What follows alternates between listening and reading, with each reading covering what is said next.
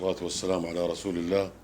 أما بعد، فإنه لا يجوز الاستعانة والاستغاثة إلا بالله عز وجل. فلا يجوز أن أستعين أو أستغيث أو أطلب شيء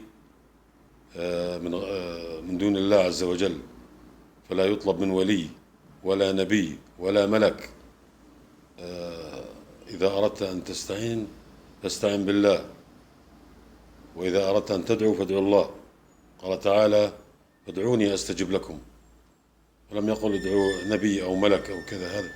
هذا شرك، بل هو شرك أكبر مخرج من الملة. فالأمر خطير. فلا يجوز الاستعانة والاستغاثة إلا بالله عز وجل. وهذا هو التوحيد وخالص التوحيد، والتوحيد ينقذك أمام الله. هذا والله أعلم، والصلاة والسلام على رسول الله.